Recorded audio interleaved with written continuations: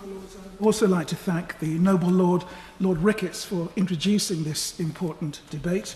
My thanks also go to the European Affairs Committee for producing such a comprehensive report. For more than 40 years, the UK was part of the European Union. The famous soul music song, "We Are Family," was cited by some to describe that relationship.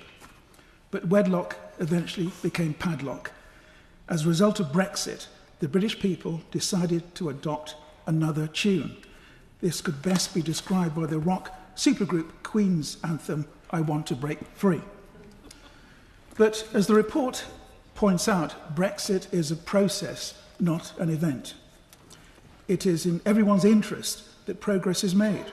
About 45% of UK exports go to the EU, and 53% of our imports are from the EU. I had the privilege of speaking at an Interparliamentary Union event in Geneva some years ago. I raised the issue of tariffs. I described tariffs as a way to promote trade or a weapon to prevent trade.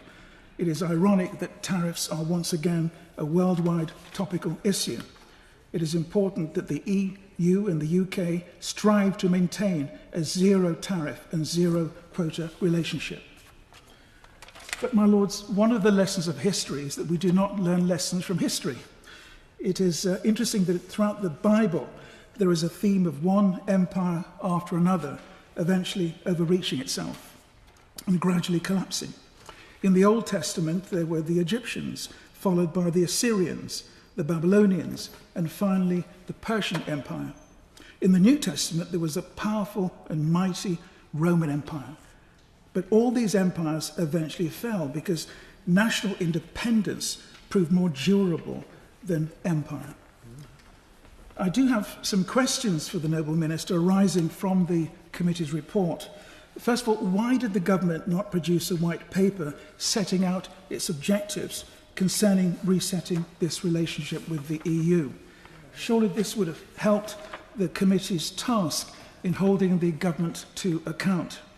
As the committee noted, and I quote, "We were scrutinising a moving target throughout and have continued to do so as we prepared this report." I'm a vice chairman of the all-party parliamentary artificial intelligence group.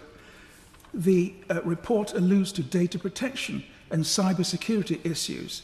AI is changing all aspects of the modern world.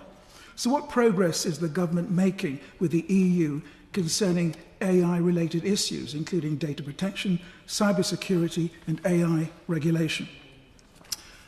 My lords, the first duty of any government is to protect its people.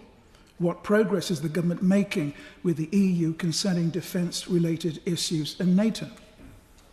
Young people represent our future. What progress is the government making concerning rejoining the European Erasmus Programme, which provides valuable education and training? Are we still on course to rejoin by next year? What date has been set for the next UK-EU summit? When the Cabinet Minister, Nick Thomas Simons, gave evidence to the committee last year, he said this would be sometime in 2026. But when will that summit be? I believe that resetting a positive relationship with the EU can work, but if we fail to plan, then we plan to fail.